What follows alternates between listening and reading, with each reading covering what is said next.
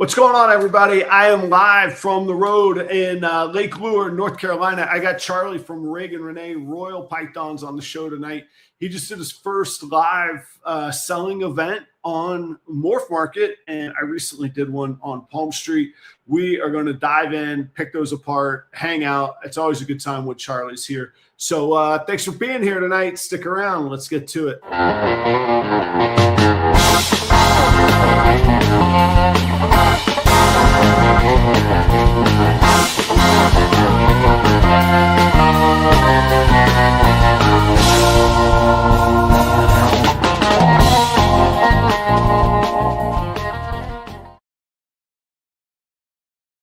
So check this out. This is kind of cool. This is just the iPhone, and it's on a stationary thing, but it has this thing called Center Stage, and it'll follow you around. I usually use my my Canon and in my studio, but this is in the rental house that I'm in here in North Carolina while I'm working from the road.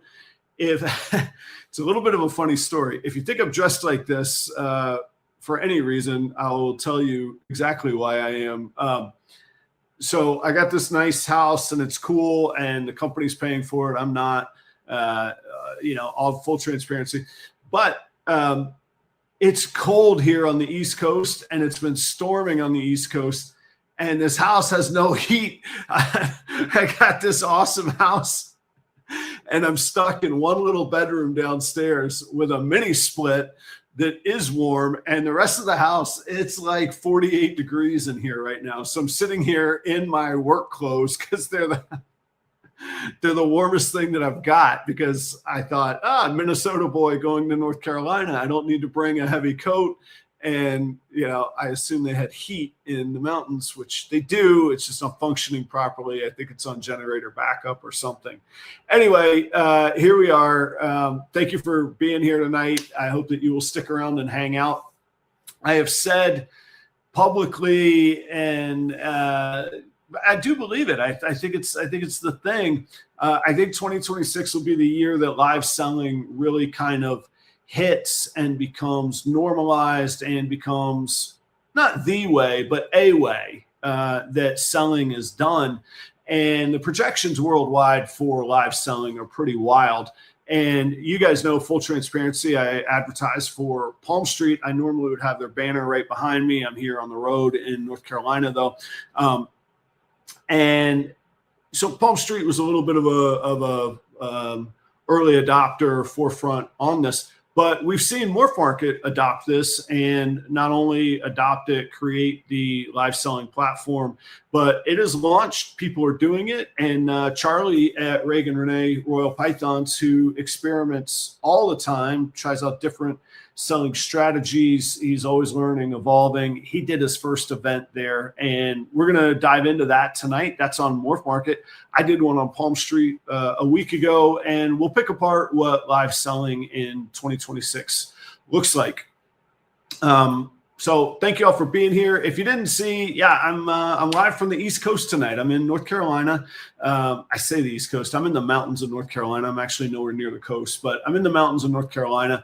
And I've been really inspired, and I just thought I'd share the story a little bit. This is a wonderful place to be as far as a house and lodging, but the place itself is way better. This is right in the foothills of the Blue Ridge Mountains. And those of y'all that don't know, I was born 22 miles from here in Asheville, Mission Memorial Hospital. And so I really love the place. There's family here. There's friends here. I still own a little bit of property just north of here in Spruce Pine. And September of 2024, just under a year and a half ago, Hurricane Helene came through this part of the country, as well as some others, but particularly hit very, very hard Asheville and just east of Asheville. And quite literally, there's a town just up the river called Chimney Rock that literally the river washed away from the flooding. So much rain from the hurricane came down from the mountains into the valleys, into where these rivers are formed. It washed Chimney Rock into the lake called Lake Lure, and Lake Lure is a dammed the physical structure of the dam, the dammed river. And that's how the town was formed in 1927, Lake Lure. And that town filled with the soot, not the town, the lake filled with the soot and the sediment of these smaller towns up the river that had been literally washed away. I mean, this is biblical Appalachian kind of stuff that happens. And it struck me that what an exercise and lesson in, character comes from struggle. And whether it's, I don't know if redemption's the word. I'm not trying to get religious here, but the character of the town, to see it rebuilt, to see it reopen. They'll have weddings this year on the lakefront. They'll have collegiate row teams doing their spring scrimmages here. I'm talking Columbia University comes here to this little town. University of Toronto comes and does their rowing.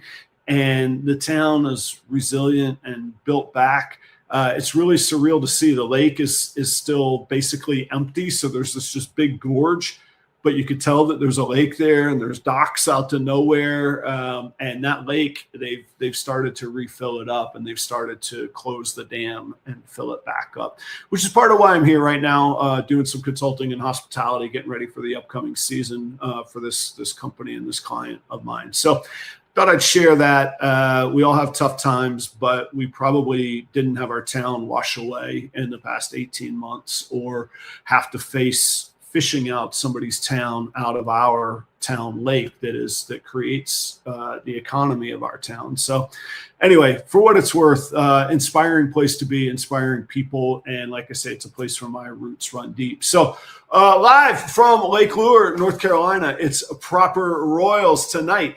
Like I say, I got Charlie Ryan from Reagan Renee Royal Pythons. Charlie and I have been friends for quite some time now in the ball python industry. I love his analytics. I love his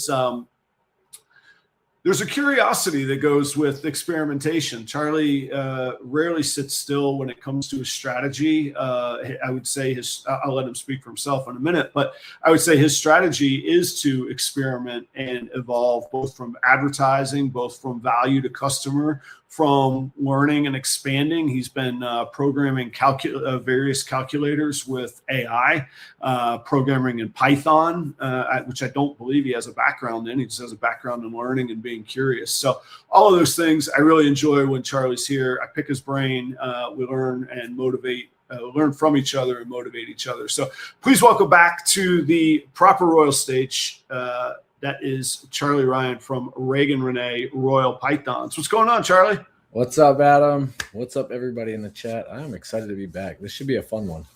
I think it will be, and I'm feeling good. Thanks for being here. I mean, I'm out on the road, so I'm in this like temporary setup, but the digs are good. And I was like, you know what? Let's just have I'll just use the living room as the background. And I was experimenting. This iPhone technology is really sweet, man. It follows you around. I don't know if you saw me walking around. It was still following me through the dining room, I did not know the phone could do that.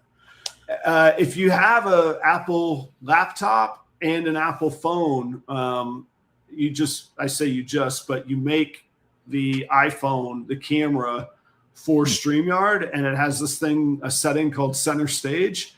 And you just select that. It's even got various lighting options. I won't go through it right now, but anyhow, pretty neat to experiment around and mess around with. And I'm honestly, I have to admit, like, I like the home studio better, but this is a pretty good. No, this is good. I when you first popped on, I was like, "What is that? What's he doing here?" He put up like a whole new with the fireplace and all. I didn't know you were in a rental place. I was like, "What is he working?" Yeah, I'm in this Airbnb up in the mountains, and it's neat, but like I say, it comes with some challenges, man. They aren't quite prepared for these cold blast temperatures, but that's all right. I have if that's my biggest problem in life is A-okay, you know. Fair enough.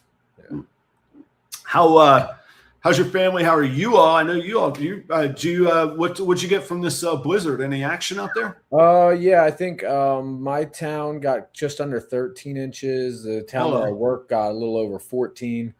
Which is a significant amount for us. We got just a couple of weeks ago, we got about 10 inches, and that was kind of a lot. That's every 5 years or so, kind of maybe 10 years kind of a thing. And then this one here up getting into 14, getting over a foot. That's a 10 to 20 year kind of event. Even up here in the Northeast, it's a lot.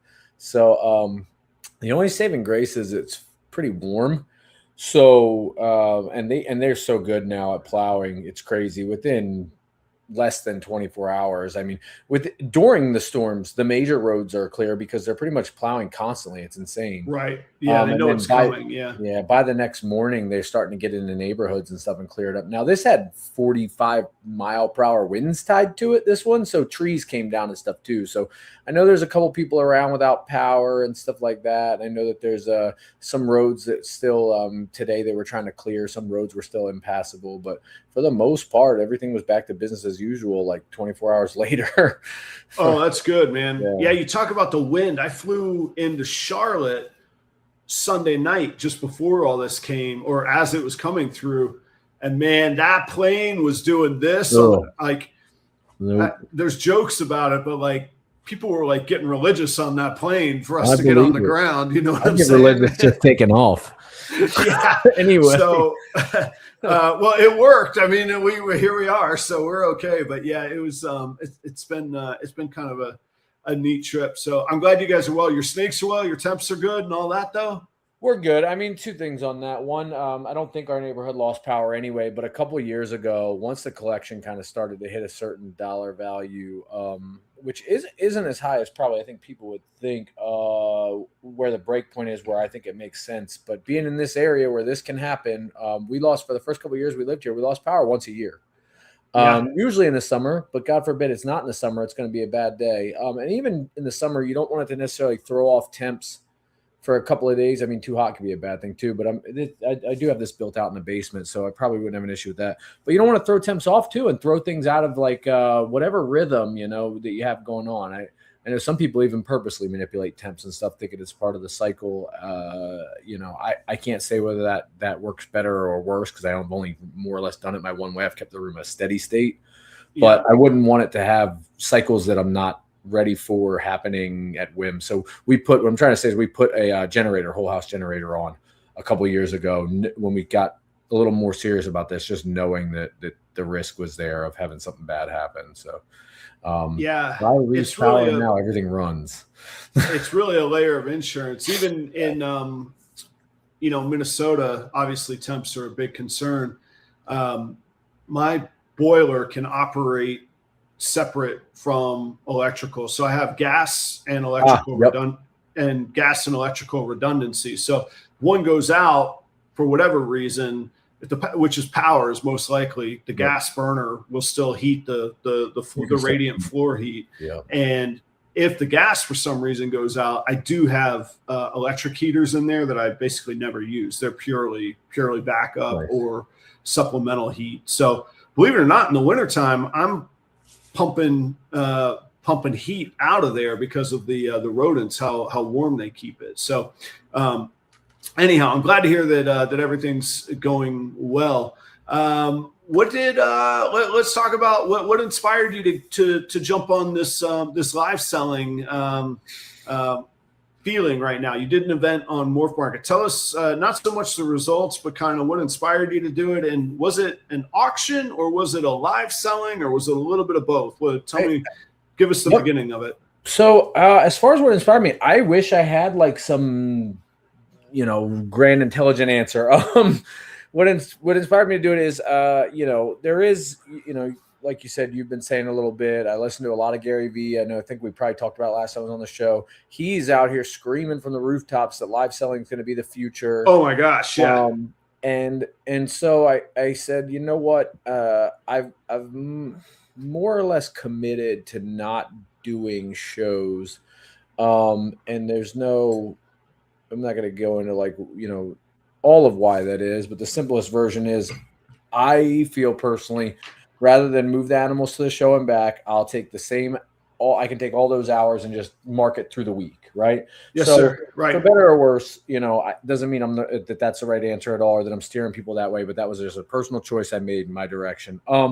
So, and a lot of the stuff I do isn't really show stuff. so for the first time in a long time, I had accumulated a number of things that were misses, so to speak, right? And then there's, all the hype with live selling, and then MorphMarket's running the thing, like get the most RSVPs and get some kind of credit off your MorphMarket membership, which I don't think I even got close to, despite what I feel like was a pretty strong effort. But so I said, you know what, let's give it a shot. I had the highest inventory I've had probably ever on MorphMarket. We're just now starting to warm up where I can ship.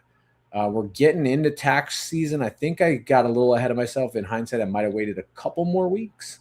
If I do it again, I would probably do it close to this time every year, but probably a few weeks later to let a few more people get tax returns in. I just thought the thing for me was the opportunity, right? Coming out of the winter where I had a high inventory, finally opened up to ship until the storm hit this week, and that's got me behind. Right. Yeah. Finally opened up, warm enough to ship, and some stuff that was on the lower end, so to speak, that I thought might do okay in an auction. And then I just wanted to give it a shot, just see what it's all about. I didn't want to assume forever that the way I was doing it was the right way and like going to be the end all be all. So I said, let me see if there's something else out here that I like, and maybe I'll love it. I don't know that I love it, but we could talk more about that. Yeah. Well, and that, there's one of the questions I just jotted down while you were talking is, what are in your estimation, or maybe in retrospect you changed your opinion, but initially, what was the benefit or the value proposition of being an early adopter? Why try something unproven early when your inventory has value? When you say to yourself, I think it's worth this, I'm going to take a risk, because at an auction, you almost inevitably have to start it at a lower price than what you think it's worth. Otherwise, it's kind of counterproductive. Maybe it gets where you want it to be, but often in auctions, it doesn't. Why take that risk? What was the thought on that? Or was it a low risk? Or talk through some of that. I mitigated the risk some, and it may have hurt me. It may not. I got to be careful, because it's one data point, right? So I got to be careful making statements like this is how live auctions are. It's one data point, and there's things I may have gotten wrong in it, right? But the early adopter piece that you mentioned, that was a part of the draw for me now. MorphMarket kind of just kicked this off. It's early on. It has a potential to become a really popular thing. Auctions more than I would like, I'm not going to get into a gripe session about it, but more than I would like, the regular auctions through MorphMarket are really taking it. There's some people who just watch those. They don't look at the regular listings anymore. That's right. Yeah. And so I was like, I don't want to say I missed the boat on that one, because it's not it's not a fit. I had to be careful with distractions. I do advise people of this, to be careful with distractions. Know your customer, know your strategy, know your plan. And, you can't, if you're constantly changing things, there's a percent step down or a percent loss sometimes when you change, most of the times when you change things. And if you're constantly in a state of experimenting, then you're constantly running a couple percent below where you would be if you got really good at one thing. Right. Right. But I said, this is one that has potential to be big and take off. So let me see if I like it. Let me see if I can build some hype around it. I also was curious if I could, through the live, the normal auction format is lowest bidder, right? By definition. Through doing a live event, I wanted to see, would that break that mold a little bit? Could you get maybe stuff to go at a really good price still if you build enough hype around it and stuff like that? And again, one data point, but I didn't really see that. And I'll go through, I have no problem. I'll go through like all the numbers of how everything did. Right. Min animal, max animal, average value, stuff like that, how much total I made. But that's not really what I saw. So refresh me here, because I got a little on a tangent. The original kind of question. That's okay. Well, you addressed it, sort of what the value of experimenting early is. Yeah. And I've been a little bit, I've actually, I forget this sometimes. I was the first approved ball python seller on Palm Street. There were some people selling ball pythons that weren't quite approved under, other brands as selling other things, and they would slip them in. So I'm not saying that I'm the first person that ever sold a ball python on Palm Street, but the first approved seller was me. And the thing for me on this early adopter is getting ahead in the knowledge and the experience and the experiment. So I don't want to just do it willy-nilly, but when for example, with Palm Street, and a lot of this is analogous to MorphMarket, it was an established company. They had a proven track record of success at what they were doing. And it was a great platform. So I said, yeah, this is probably worth trying. I'm interested to hear your thoughts. You hinted at it a little bit of if you get a jump promoting, like to me, the whether it's true or not, the formula in my mind is get a bunch of people excited there. I actually started all my auctions at $1. I did 32 snakes with a $1 start. So that gets everybody bidding. On the other hand, you kind of threaten to toss some cookies if you start something for $1 that you want a few $100s for. That's a big gap to get to. And if you go bigger than that, so maybe later in the show we might discuss or try and figure out what our own definitions are for what we would put in these. Because the other part of it is it's one thing to be an early adopter, but if you're selling stuff and the buyers aren't early adopters, it doesn't matter. Like you got to have the buyers got to be into this thing too. So it feels like something that's got to build like, okay, the platform's good. Now it attracts the buyers. Now the sellers upgrade. Now the buyers get comfortable with a higher upgrade. And it's kind of got to build over time, I think is where I'm at. Well, part of the draw for me was if you go and you look through the live page and you look at the RSVP function that they have, right? And you see there were 150, 200s on some of the RSVPs. And I said, that's a pretty significant amount. When I'm looking through a lot of like the podcast type stuff lately, you don't see 100 eyeballs in a night. That's right. Yeah. So I saw that, and then I peeked in a few and I saw 60, 70 people watching at a time. So I said, if nothing else, there's some exposure factor there. So that was a part of the draw. And then, like I said, had it been an overwhelming success and something that I wanted to turn around and keep doing, I thought being out there early, learning it, like you said, I think that was a big part of the thing for me. I don't know that it's something I would do regularly. I'm thinking I may do a once or twice a year. I'm thinking of 2 times a year is probably my strategy. But there was a thought in the back of my mind that, will this be something I'm doing on a monthly basis? Like, will this be an overwhelming hit to where monthly I'm going to come back? I would have had to see more interest in a little bit more mid to high tier stuff for me to probably feel worth the effort to do this monthly. Yeah. It moved a lot of stuff out, which is why so there was a lot that it was successful on one hand on this. And I'm happy with the result, but there's a lot of buts tied to that. And a lot of just being realistic it took me a few days to process what just happened. Because when you're done, I was like, my head was spinning. I literally went up in my kitchen and told my wife, like, and I do talking in front of 200 people on a regular basis. Like I was like, my head is spinning. I need to think about this a little bit. Like I wasn't sure what even had just happened. There's some aftermath because if you have a lot of sales through it, you have a lot of messages waiting for you when you get done, and a lot of people with questions. So I mean, can you do this? Can you send me a picture of this? What was the weight of this? Which is all fair questions, but when it's how many animals did you, and they were all auctions that you did? Yeah. So you go through and you pre-populate your listings. And this is stuff I wish I knew before. The biggest complaint I had was, there's no way until literally, if you set it at 2:00, there is no way until 2:00 that I know of to see what the user interface on your end on the auction will be.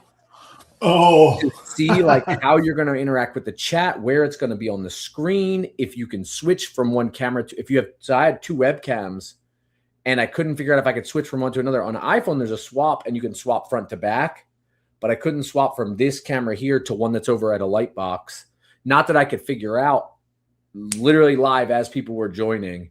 So that was the one complaint I had and there was not a ton of information or even just pictures of here's what the user interface that I could find, at least. No offense to MorphMarket. I know there's some MorphMarket hate that goes around. People think they're the evil empire. I've had excellent relationship with MorphMarket the entire time I've been in the industry. But so that's just me, just my personal experience. It doesn't mean anything anyone else has told you is not true, but I could tell you my experience has been great. But I couldn't find enough information on how to set this thing up going in. I felt very like, okay, I'm live. And I literally had to tell people as they're joining, I am figuring this out right now, real time, guys. Just bear with me. But people were cool about it. We lost sound. Or I did. Can you guys hear Adam? Chat, help me out. Let me know if I need to bounce back out or if Adam's got something to fix.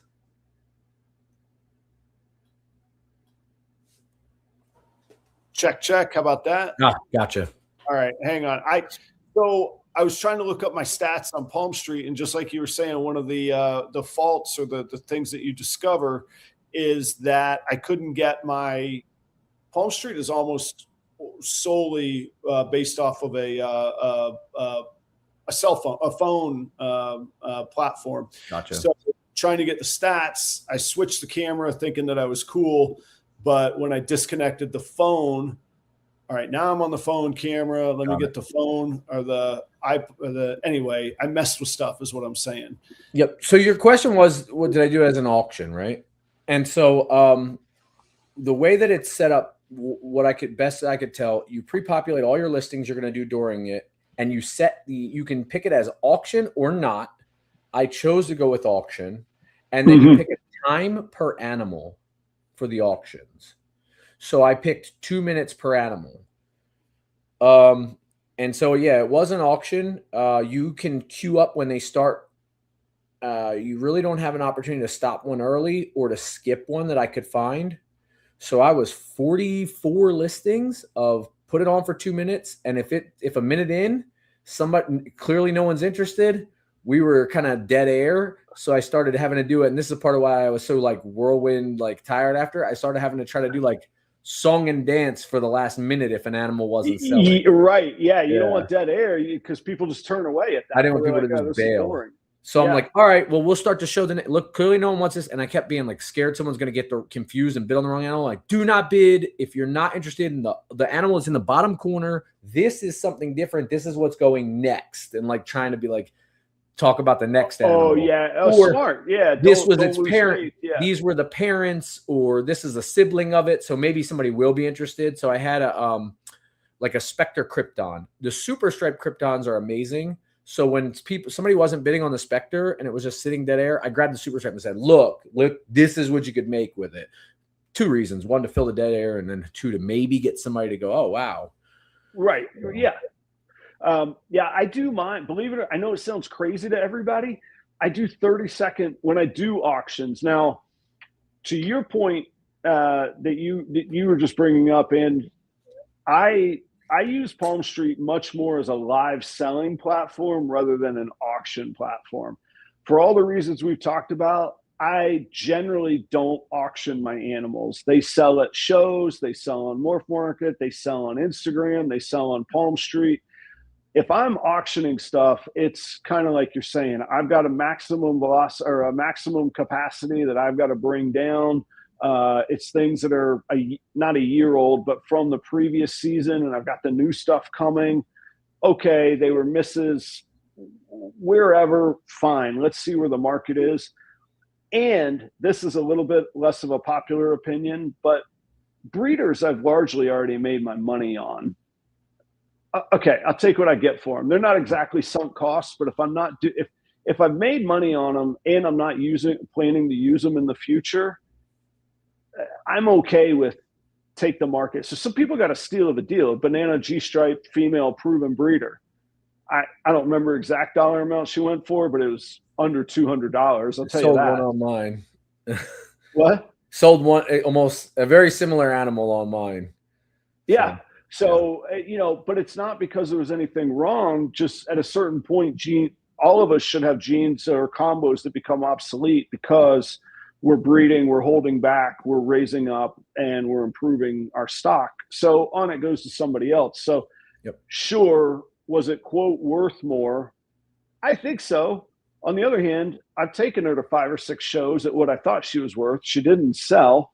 And the whole time I'm feeding, and this is a great opportunity for right now is the perfect time for somebody to get that animal and start pairing her. So anyway, there was a few things like that, some males like that.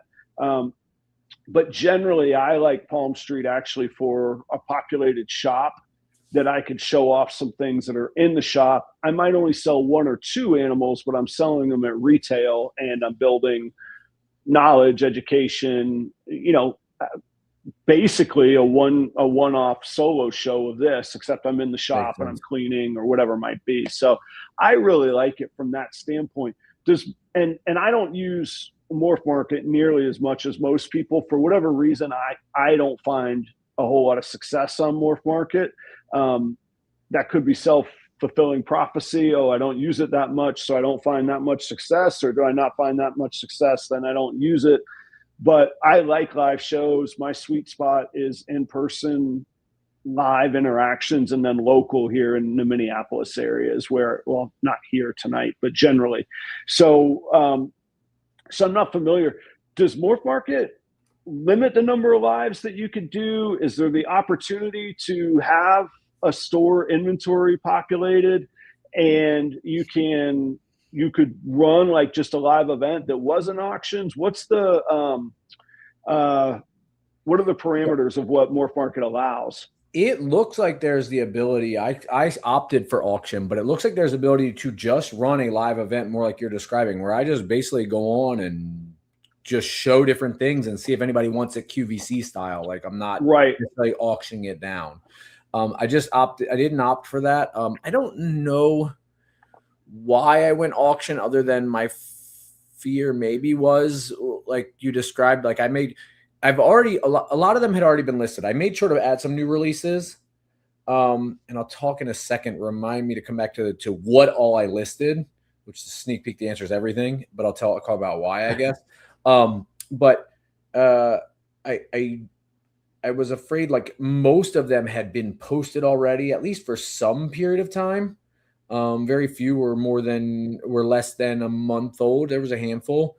So I said, maybe people have already stumbled across this. I don't want to just show the same stuff at the same price and go, well, now I'm live. Maybe it would have had a draw. Maybe it would have worked, but I was afraid of that. I wanted to get movement on this because I did my goal, honestly and truly, was to test the water. That's why, like I said, that I listed everything I had in my inventory, high end to low end. I said, I don't know what's going to go. I'm going to go with no preconceived notions. I'm going to list it all in this auction. And I'll talk about how I mitigated some risk on that, and it may hurt or help me in the long run and short term. But like I said, I pretty much put it all up there and said, let's get some stuff. There was a part of me that did want some stuff to clear, though. I'm getting ready for the next season of babies. I've had a couple of leftover males and things like that I was like, you know what? If these go cheap and it gets some excitement or some movement or something in the pot, then fine. And at this point, like you said, you don't want to call anything kind of a throwaway or like whatever, but there's breeders and stuff in there that paid for themselves already. A male that I know I'm never going to use. I'm feeding it and I'm keeping it for a holdout price. And, I wouldn't mind if it went. So it was kind of a crowdsourced, what's wrong? Wholesale. Like, right. Exactly. Yeah. Is almost where it landed. It wasn't the intent, but it's almost where it landed just by what sold. Well, I've described the Palm Street auctions in the past as bringing up the bottom of wholesale versus approaching the top of retail. So if there are things that, like you say, you would have wholesaled anyhow, or you would have been susceptible to how much for 15 of these at a live show or an expo, then those are really good fits for auctions. The live selling component, I really, I know you said that you were kind of concerned, hey, they've already been listed. What's it being live going to do? For me, I like it because I can maybe make up for questionable camera. I'm not the greatest photographer. I don't have, how do they stand out in a static photo? Now suddenly I'm interacting, I'm showing it. If people have questions, I can answer them in real time. What is, what is super gravel? That doesn't look like the other thing. No, that's gravel. Yeah. This is super gravel. Here's what, I could show a progression of gravel to super gravel clown to, all right, now here's what happens if we put codoms on it. This might be why you want this. And you just get a deeper story and a deeper interaction if you get the eyeballs. So that's the harder part. Were you able to look up any specs on, or stats on the number of views that you got and sort of tie that to a sales success or not failure, but lack of success? That is an excellent question. I'm actually going to peek now real time and see if they have anything after. I didn't notice anything right away after the fact. But I'll see if they had anything after. Like if I go to my live events, does it show the old event concluded? RSVPs, yes. Queue size 44. It doesn't give me that I can see here or understand. It doesn't give me stats. Huh. It doesn't give me stats on how many views I had. I can tell you through the course of it, I don't remember seeing lower than 60-something people in there at any given time, and sometimes upwards of 100.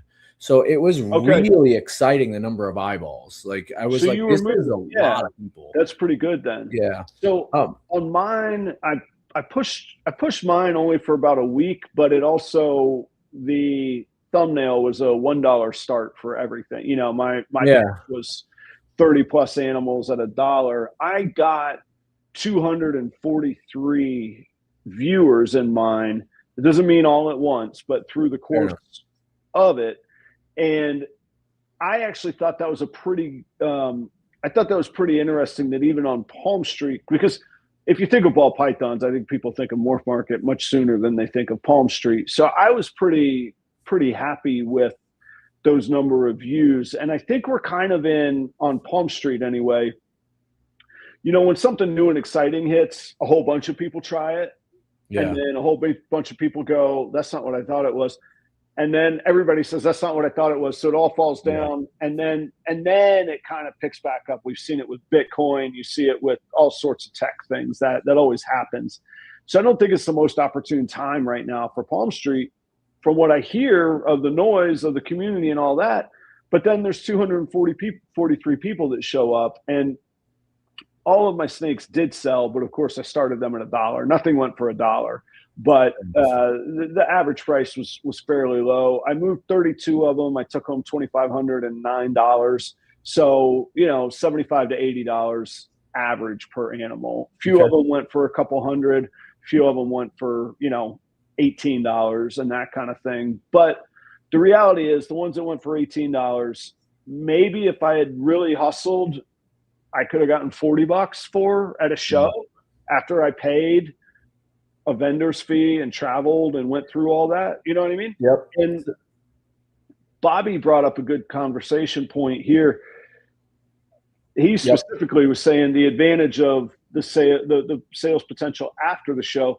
I would say even giving a customer a great experience and having the opportunity to give the customer a great experience, you have their contact, you have their CRM kind of potential. They could be the first person to get an email on the next event that you do.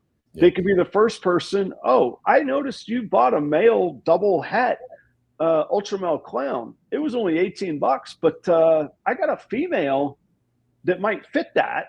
And that might be a $250 animal next time. Doesn't mean they'll buy it, but it does mean it's a hot lead, and you have their info right there. It's there for you if you want to make use of it in the future. So Bobby brings it. Yeah, it's an excellent point. 2 people who won animals in the auction turned around and added more animals to their box within 24 hours after. That was interesting. And then also 2 people who did not win any animals in the auction bought animals that were in the auction that they saw in the auction at a higher price than they would have gone in the auction.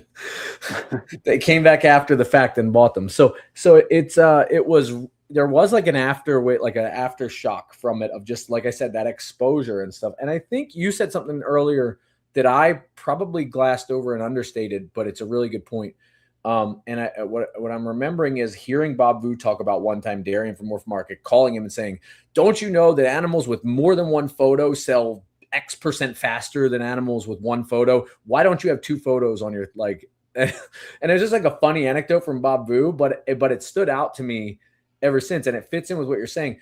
The fact that I can see it in 3 dimensions and I can hear that it's not breathing weird, and I can like, you know what I mean? Like that for some people, especially at some tiers, is a huge draw and will actually make them feel much more comfortable. You know, so I think that's a great point, but it's also a good point. Like I said, the after sale piece. There was something else that I was going to say on the topic. That's all right. There's, you know, in some of these like sales and business studies that I do, you know, there's all these like corporate like catchphrases.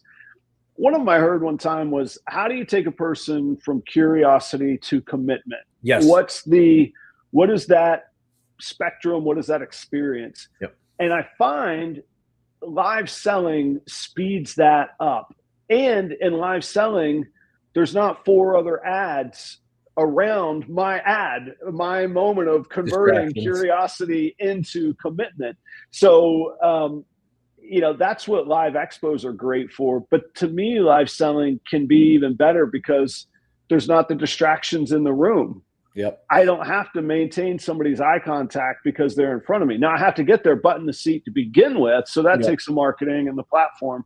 But that's sort of one of my pitches that makes sense to me on it, you know? Yeah, no, I think that makes a lot of sense. The distractions, the ability to wander, even at a live show, right? There's, and it's why auctions probably have a bit of a draw too, is the sense of loss, which is a huge draw for us as humans, right? So if I don't buy this in this next 2 minutes, it's not at this price anymore. If I don't buy this at the show and I go home, I'll be kicking myself next week. Should have bought that animal at the show. Oh, there's like, we always have that FOMO, right? That like that fear of like we left it behind and left something on the table. So I think there is a big draw there.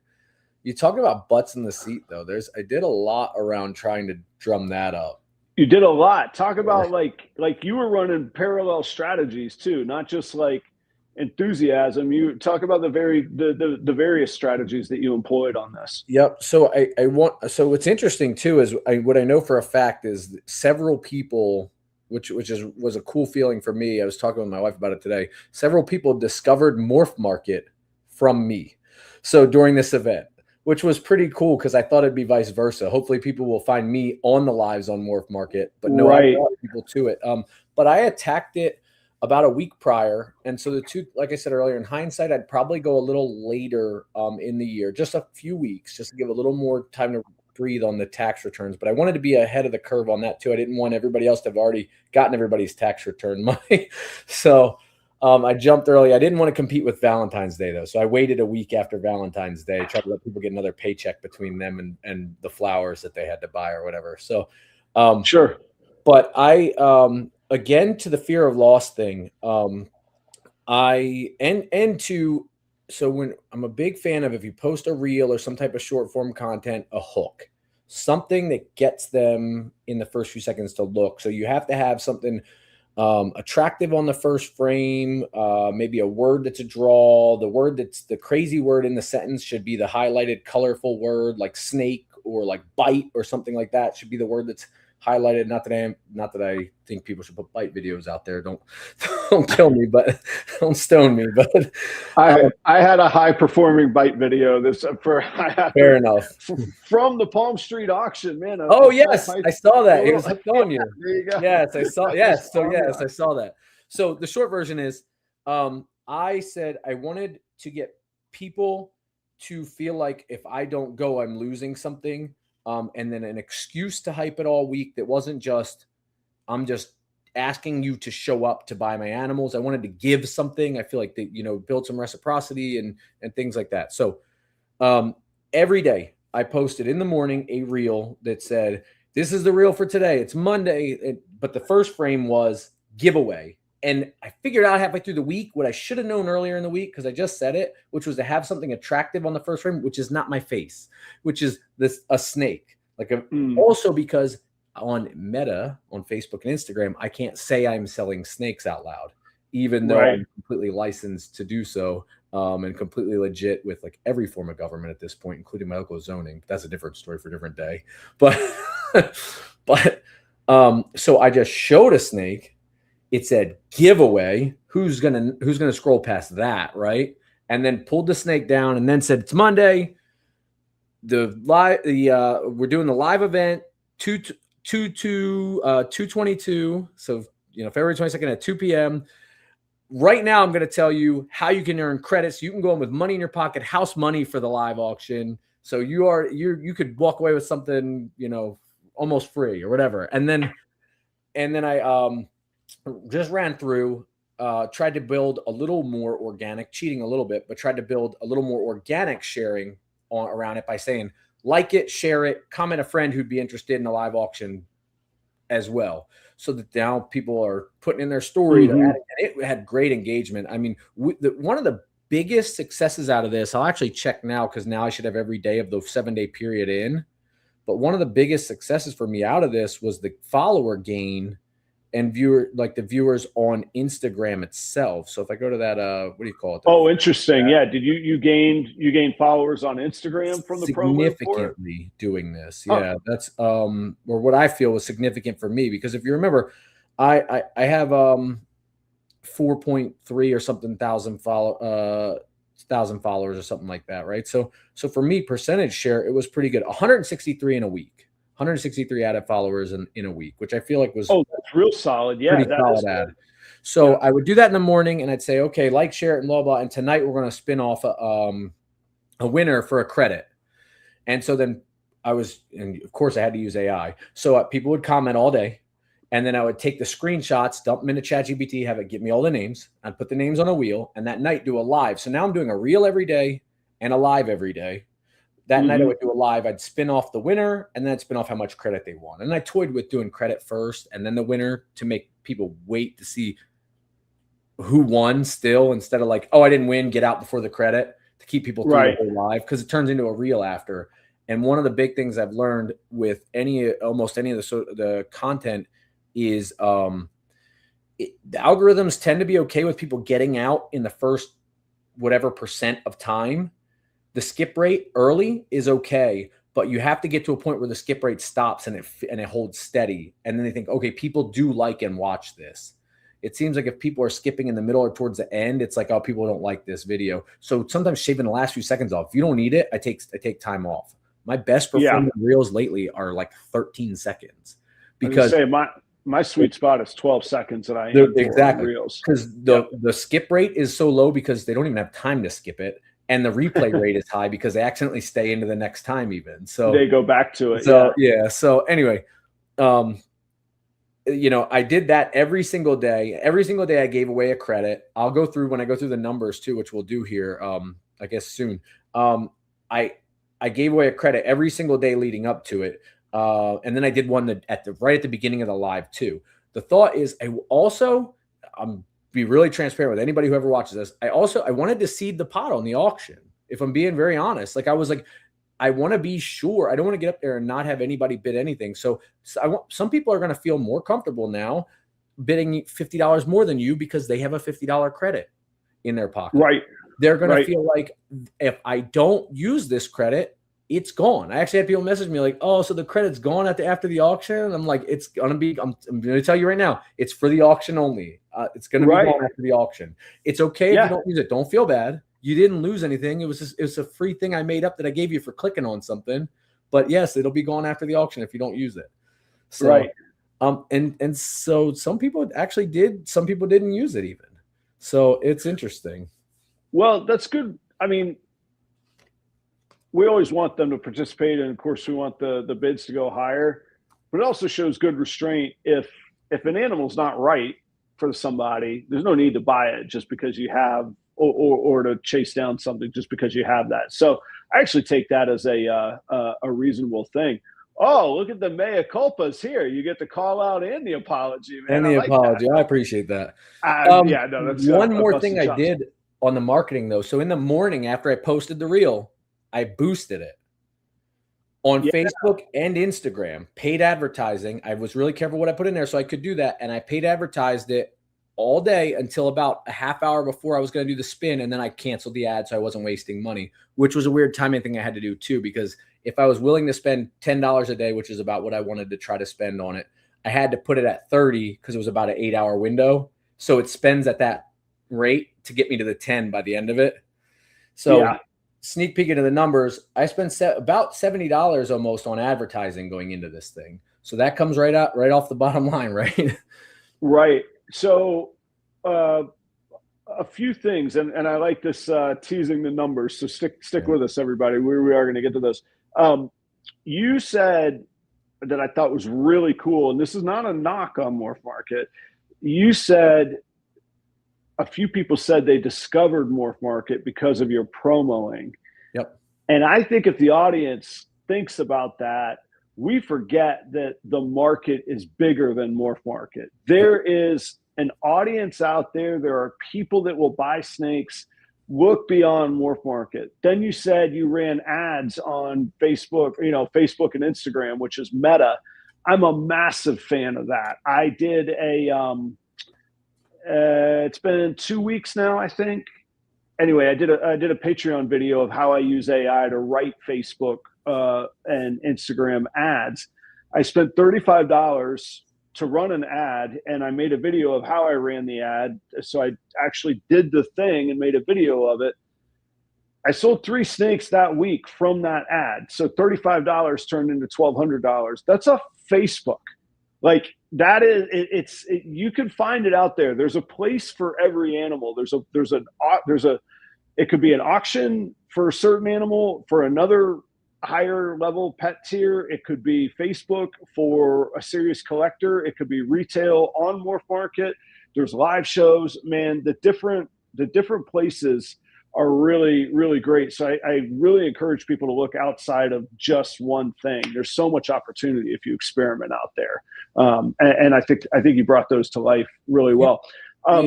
You keyed me into the Meta advertising because you've talked about it before on the show. I love it. It's the easiest hack ever, man. It does great. It was for this purpose. I thought it made sense because it's similar to what you described before when you talked about advertising in your region before shows, right? And I said, well, my region in this case is anywhere in the US before this is a show. And I said, I'll just try to draw people in like I would try to draw them into a reptile show.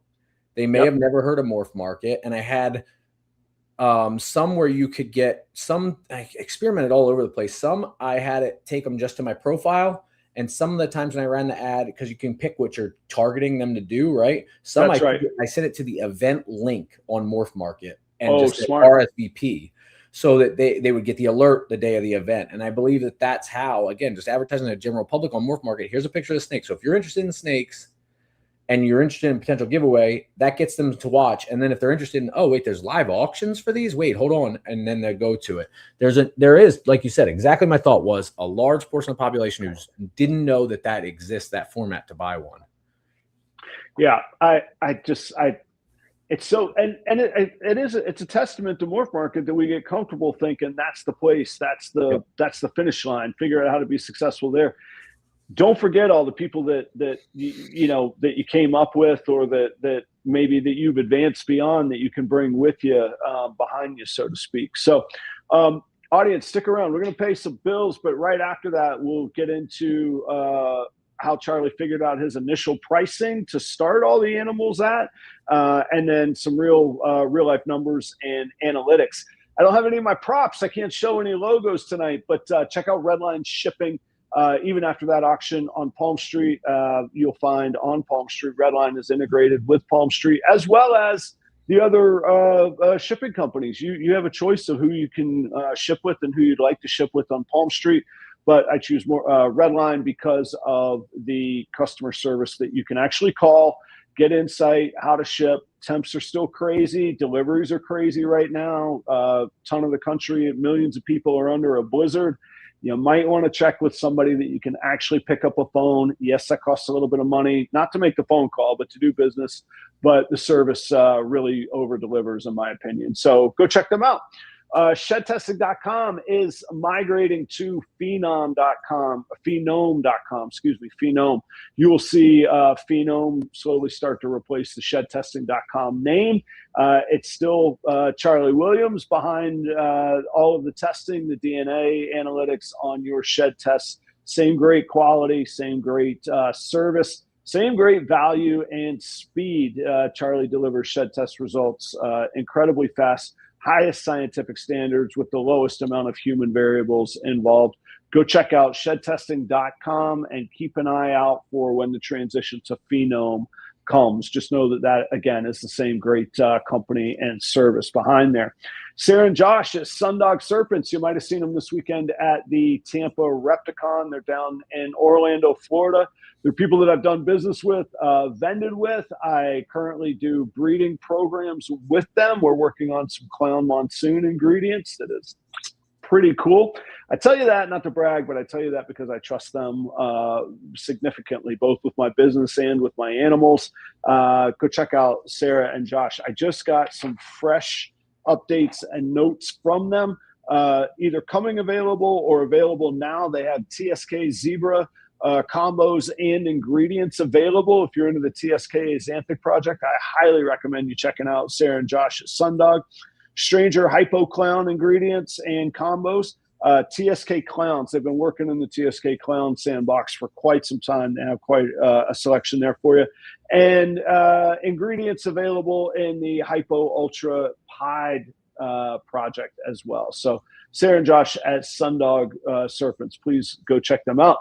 Next, Reagan Renee Royal Pythons. Pretty good guy here, Charlie Ryan, right out of Cherry Hill, New Jersey. Go to ReaganRenee.com. You don't have to type Royal Pythons after it. It's ReaganRenee.com. He's got his full inventory there. If you buy from ReaganRenee.com, you're going to get free shipping from Charlie on that. I think he's still running, you can verify or not, I think he's still running a Proper 10 discount. Get yourself a 10% discount just for watching Proper Royals live. So free shipping, 10% discount. And he's got these really innovative calculators. I mentioned them in passing earlier, but using the analytics of his professional life, applying it to the ball python world.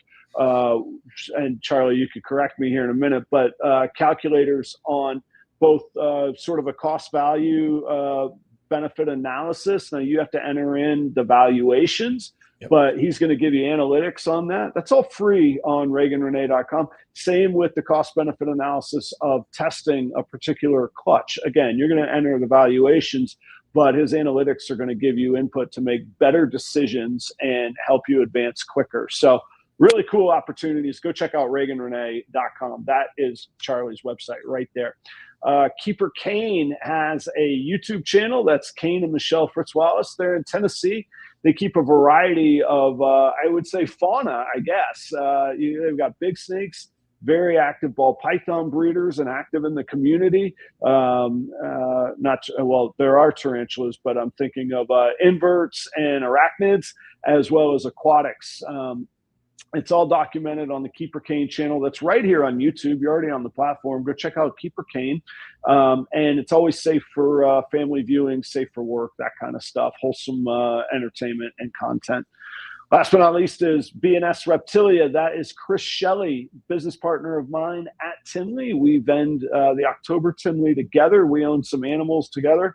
And I should probably start hyping this up. She's finally getting big enough. We own one of the very few rainbow clowns in existence, and she this fall will be ready to breed. So you'll start to see some real action and movement in that project from us.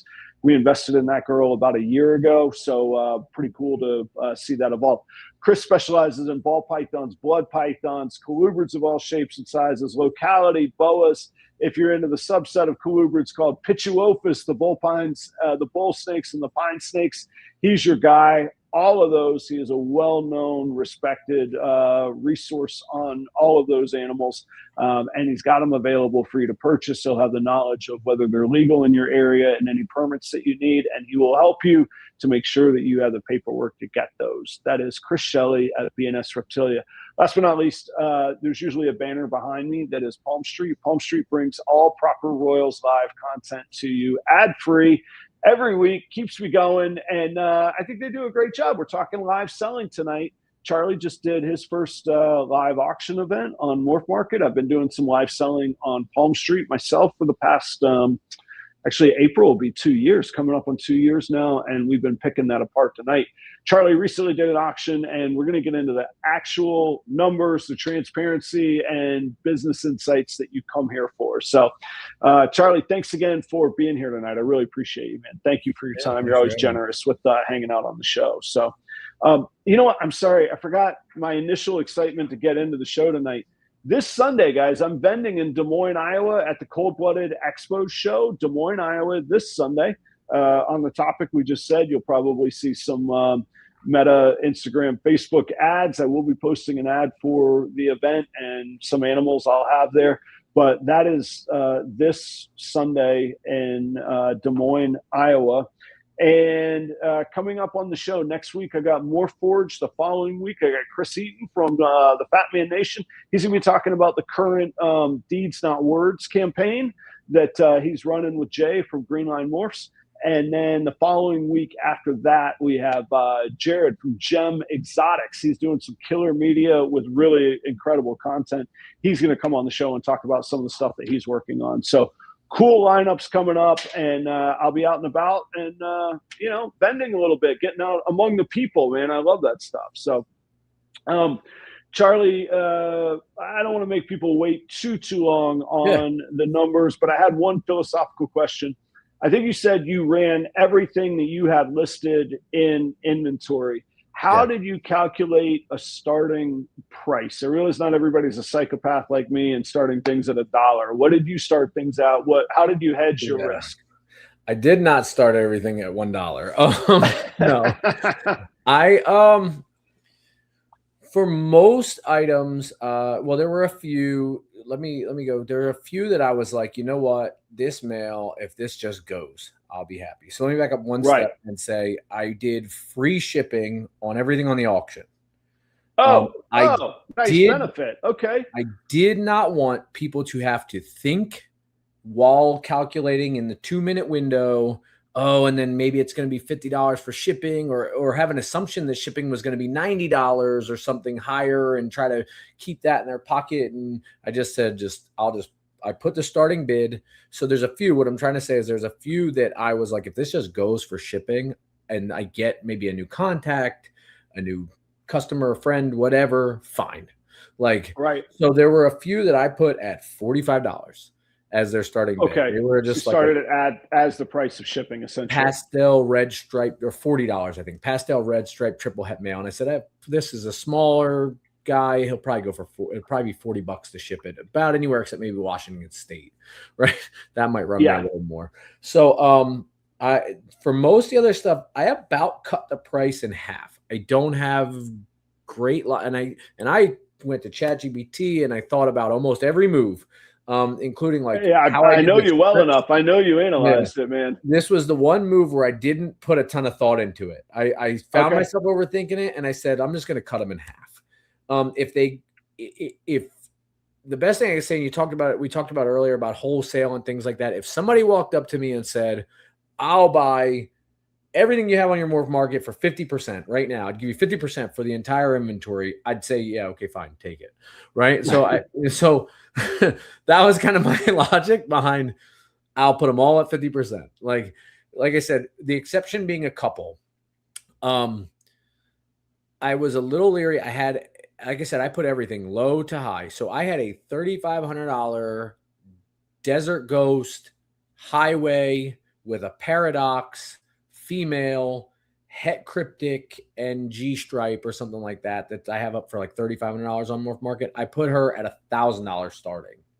Hello. And I said, maybe just, you know what, if I'm selling a bunch of other stuff and then I can make another $1,000 or $1,500 off of her, I'll be fine with it. I'll live with it. I'll be thrilled I didn't wait for 3, but you know what, it'll make the auction more exciting too. I said, fine. So, I didn't put anything with a starting bid lower than I would cover the shipping and be comfortable with what I made off of it is kind of how I went. So yeah, most stuff was just pretty much cut in half though, just to make it easy. I just cut them in half. A few of them, right as I was getting ready to kick it off, you can change the starting bid.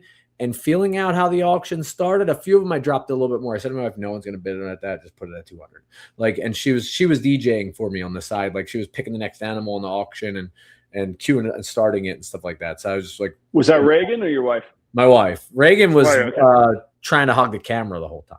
She was, I kept coming back from grabbing an animal and having to slide her back over. She moved right back in the center and was like watching herself on the screen dance and stuff. So it's pretty funny. But she kept people entertained, helped fill the dead air. So it was a whole family affair. But all right. So how many did you sell? Yep. 19 animals sold. Okay, congratulations. So you started at 50% and still got 19 takes. It got 19 takes. Yep. So I was pretty thrilled about 19 animals sold in a little less than 2.5 hours. I felt like if I went and vended my first show and I sold 19 snakes, I'd come home ecstatic. Yeah, exactly. So 19 less. And like I said, it was never about, so I don't want anybody to think I was disingenuous. When I was advertising it all week, I was saying there'll be some new release stuff. I just want to try it. I think it'll be fun. It was never about just dumping off inventory for me. Like it wasn't. But I'm not mad about 19 less mouths to feed, to be fair. Right. And the way it's skewed, I could be negative or I could be positive about it. High-end animals simply did not move. Mm-hmm. They just didn't, not at all. The best. And sorry, where would you quantify that at? 1,800 or where? Yeah, the $1,000 and up stuff for sure didn't move. The highest individual animal that sold was, I think, about $320. The highest individual animal that went. There were total sales to people that were higher than that because they bought 2 or 3. Right. But, the highest individual was $320. Most stuff I started to notice, if it was over like $250 starting, it was dead air. It wasn't getting any attention. So that's why I said a few of them I started, if they were at 3 and I said, you know what, we've already got a bunch of stuff moving. I'm just adding on to what I made for the day. That's why I started whispering to her as I went by, don't use that starting price, put it at 200. And she was started at 200 to see if we got any interest. And a couple did, a couple didn't. The positive thing about the high-end stuff not moving is I didn't sell any of my high-end stuff that will probably go for full price at some point. You'll find the marketplace. Yeah, you'll find the place. Yeah. So that's the inventory. Honestly, I would rather keep than sell at too much of a discount anyway. I'd say most of my inventory, I feel like that about. Like there's stuff in there that I'm like, I don't really need to sell this female, but I also don't need 3 of them. Like, so right. Those didn't go. So I was like, you know what? I don't have any seller's remorse animals out of it. So the high animals not going was fine for me. Low end animals moved quickly. And in most cases exceeded expectations. Let me jump in while I got a really fresh thought. Yep. We talked a little bit about like where and how things sell and like each of our own sweet spots. You prefer not to have live shows. I love live expos, but I know it's got to be an eye-catching, eye-popping animal. Yep. So I was more likely to list something that would be powerful to a breeder, but might not have the grandma test feel, and some lower end animals that might only be $250 at an expo, but I know that they'll sell all day, say a male banana enchi clown. There's no need to auction that. That's going to sell at a live expo every time. I don't need to start that at $1. I can maximize that. So even though something might be more valuable, if it's going to take more effort or it's not in my sweet spot of selling, I was willing to list it. And when you said that about eye catching or compounding on top of the right place and the right audience to sell things to, really made me think of that. So that played into what I listed as well. I didn't know what the reason I listed everything is I didn't know what the initial hype, as you mentioned earlier, with this being relatively new over on MorphMarket, with the way I was advertising it all week, if people wouldn't show up that were interested in high-end animals. So that's why I put them all. Lesson learned, they didn't show up looking for that, which is fine. The low-end stuff moved very quickly and in some cases even exceeded expectations. Stuff that I thought was going to go lower, once a couple of people started bidding, they did get a little excited and it moved up higher than I thought. So that was good. I mean, I sold a bunch of stuff that, like I said, the high-end animals, and the reason that it's a sweet spot for me or a spot that I enjoy is I don't mind sitting, if it's a $3,000 female, I always have in the back of my mind, I could breed her and make awesome stuff in time. So yeah, she's probably pretty good if she stays put. It's not that big of a loss if she stays put, right? I'll sit on a handful of those, and as they sell, I get a big payday, and I'm good for a month. You know what I mean? I'm fine. Like, right. So I just prefer that rhythm than to bulk shipping. Shipping the animals is the most stressful part probably for me. Once they're out of my hands in FedEx, I'm a control freak, so I'm like sweating bullets till they get there on the other end. So, you know, like I said, the you know, staying with those, keeping those in the rack was fine, and moving a bunch of the lower end stuff out. You know, they were, I shouldn't say low end. I actually had made a note here to say they were more entry level animals. That's what I should say. Not so much low end. They were more entry level, is with probably the right term, and probably a better term we should use from now on. But it's also less. It's just less resistance. It's easier.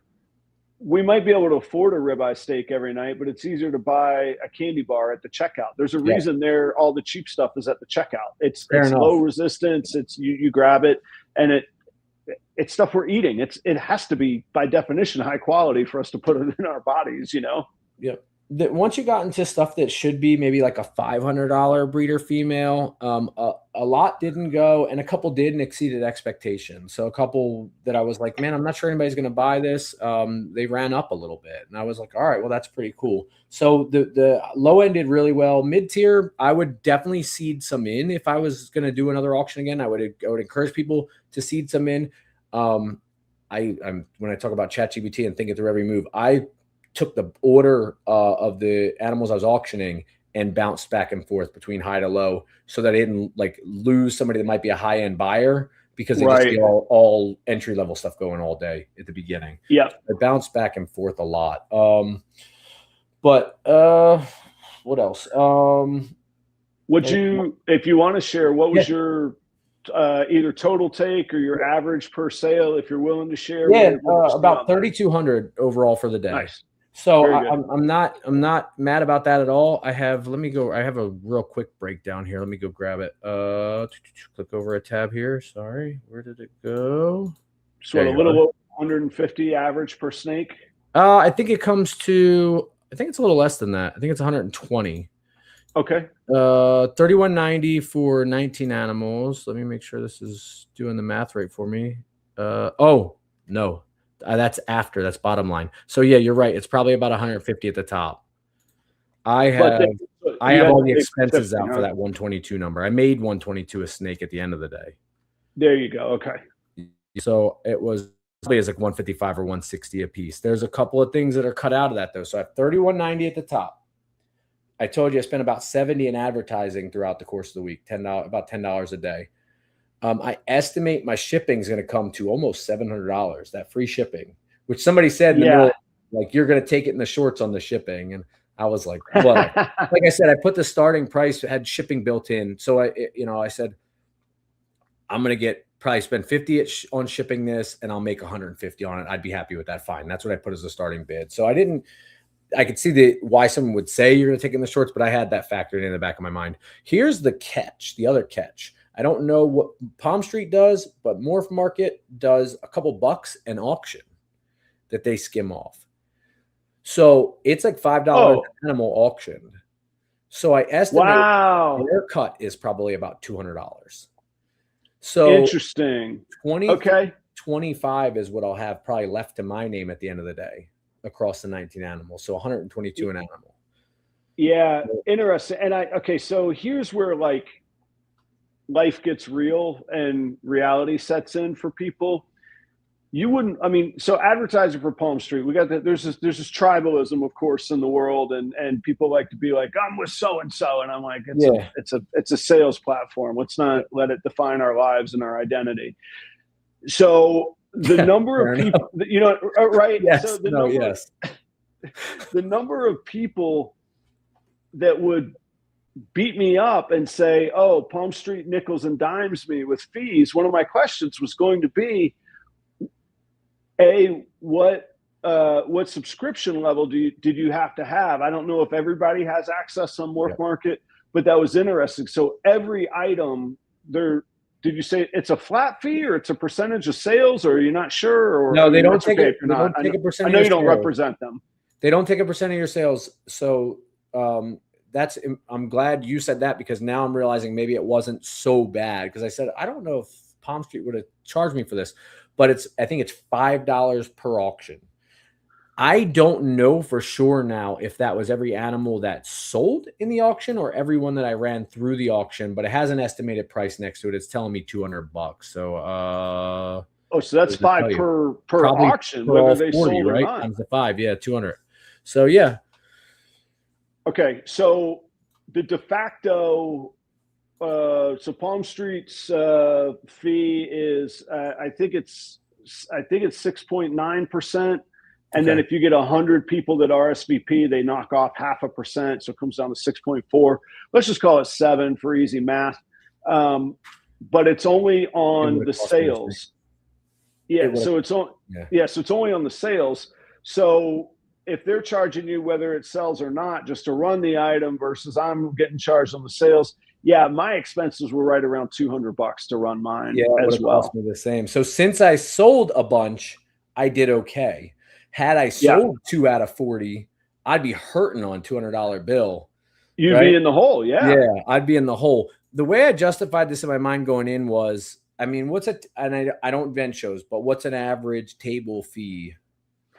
Right. So if and that's the other, like the mix, like a lot of vendors kind of knock me, or not vendors, other breeders are like, oh, you do these little local neighborhood shows.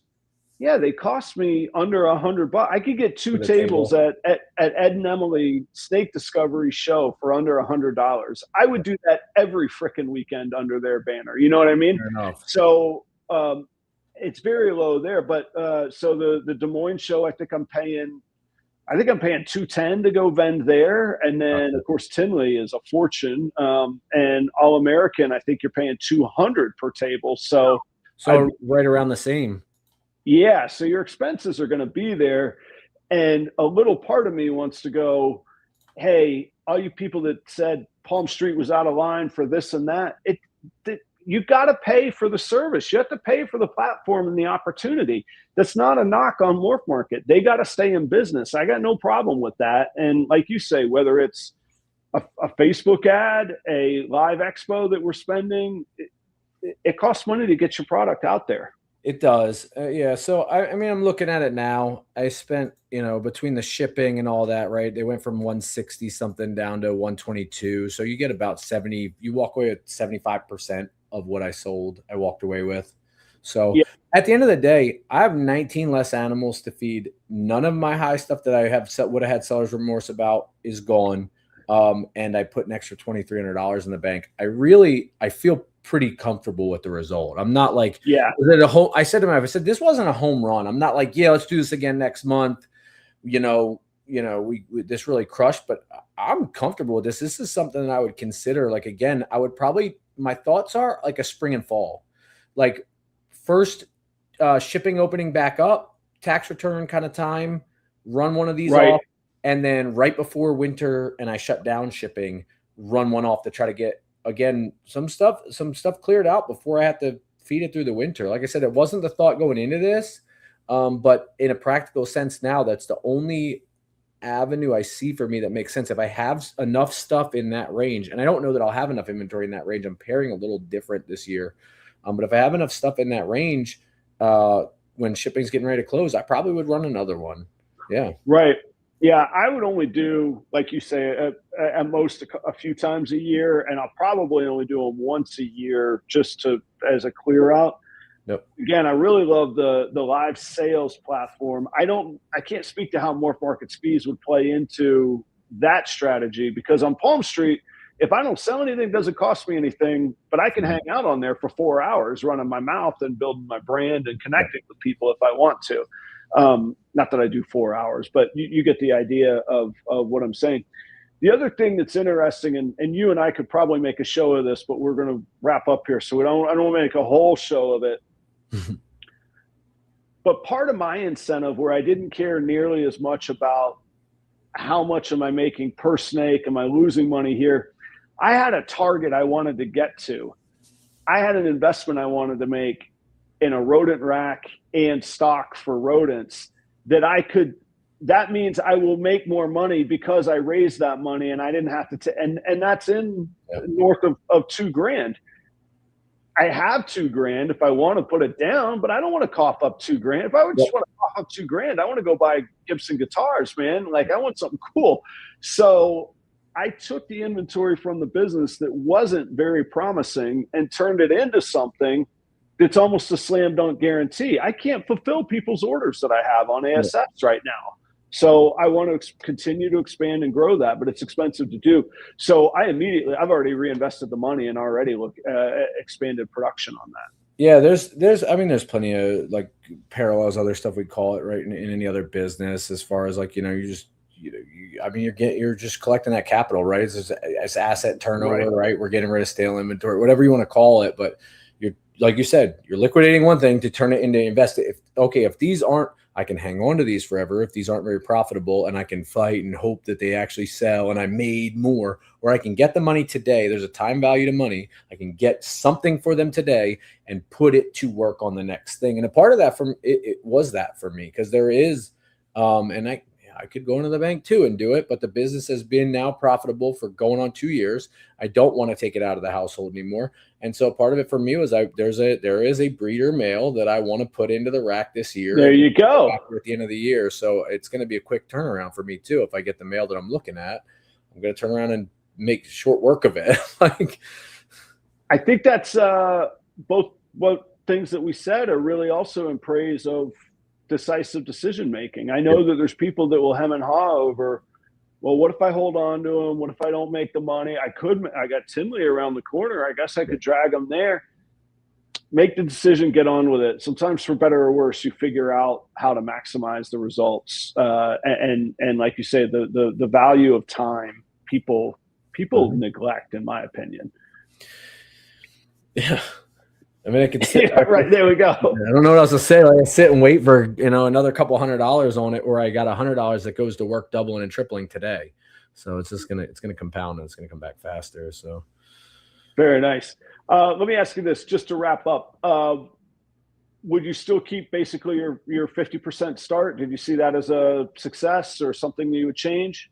Yeah, I think I don't think. The one thing I'd change is, and it would save me on some of those per auction fees, is I would leave the high end stuff out of it. That's all I would do. Like anything that's, once you start to get to like the $750 range, I probably would stop even putting it in. I'd leave a few here and there because you never know, and it keeps maybe some more people interested. But yeah, I wouldn't. Like the $3,500 girl that I put in there at $1,000, I wouldn't even have bothered. It just took up dead air. Yeah. Maybe be calculated with it. Say, hey, for $5 extra, I'll just flex for a minute. Yeah, in the auction format, I wouldn't. Right. If you just were doing a live open event, I don't know what the fees are around that. Then sure, right. Everything. You know what I mean? And yeah. But in the auction format, I just wouldn't bother with those. And I would have saved if I cut that stuff out, I'd have saved $100 and still probably made it the same. So at the end of the day, it didn't make. Then again, something to be said for it. Hold on. I'd have saved $100. If one of those sold, I'd have lost 900. So, and if one person down the line gets the itch and goes, you know what? Let me just email Charlie. Let me just start a conversation. Hey, remember that at 1,000? Maybe it's not the auction, but let me throw something at you. You know what I mean? Yeah. So well, that's true too, because they might even say like, well, he was willing to take 1,000 in the auction. Maybe I could offer him 15 or 2 now. Yeah, like once the tax return. Let me just see. It doesn't cost anything to be told no, So and then I probably would leave a decent amount then in the higher tier. I don't know if I'd go that high again, but I'd probably leave a decent amount going up to the $1,000 range. I would think too, over time, as more people get comfortable with this stuff, that we kind of push the ceiling up. How long that takes, I don't know, but that almost brings the conversation back to the very beginning. But I think we push that up over time. How long did you like the 2 minutes? Would you do it shorter? Did you find nobody's bidding till the last 10 seconds anyway? Good question. I'm not, the jury's out for me on that one. The 2 minutes in a case where an animal's clearly not moving was rough. But in some cases, it didn't start moving for almost the first minute, and then it got extended because people kept bidding. So I don't know. I didn't there's a 3-minute option. I would not advise the 3 minutes because if I had done 1 minute, it's kind of like I was just talking about. If I had cut the top end of the inventory out, I'd have been done probably 45 minutes sooner. I saved $100. But if I cut the 2 minutes down to 1, I'd have been done in half the time. It'd have been an hour and a half. But I don't know. You might have missed one sale or something like that. That somebody after 2 minutes of sweating it said, "Fine, I'm going to buy it," and that $300 might have paid for the $100 I'd have saved. So do they? I know I said it was the last question. Do they extend the last bid, right? The last bid causes 10 seconds of runoff, or how much? I can't remember, but it does add more time. Okay. Yeah, so there's not sniping. So like for me, as long as there's no sniping, like I do mine at 30 seconds. I'm like, get in, you want to get in. And then of course it's going to be extended when they bid anyway. So I like the short one just because if you're there and you want action, get in or not, but that's a to each his own. And that's just my own experience of doing that. So, well, Charlie, thank you so much for being here. Like I say, you're always very gracious with your time and transparency. Audience, go check out Charlie at ReaganRenee.com. All the links are down below in the description as well for Charlie and all of the advertisers. I thank you all for joining and supporting, keeping me honest on a Tuesday night in North Carolina here, which I'm thankful to be at. So thanks very much. Charlie, where can everybody find you? Obviously, MorphMarket, where else is good? Yep. Reagan Renee on Instagram is probably the easiest way to catch up with me. Reagan Renee Royal Pythons on Instagram. You can DM me. And the other thing I'm going to plug is if you like this level of insight and want to hear more of this type of stuff from me, if you go to Scale by Reagan Renee on Instagram, there's a link there for my school. It's not a Patreon. It's a little bit of a different platform. It's free. But I have started essentially a book on from the ground up building a business doing this. If you're interested in the business side, every week I put out like 1 or 2 more pages, very small little tidbits that I put out. And it's just around very basic business 101 concepts that I think people should be thinking about. If you want to do this as a business, that I think you should be thinking about earlier, that I wish even knowing what I know, wish I had thought of earlier. So check that out. Scale by Reagan on Instagram. It's fantastic. This isn't just like a paid promo part of it.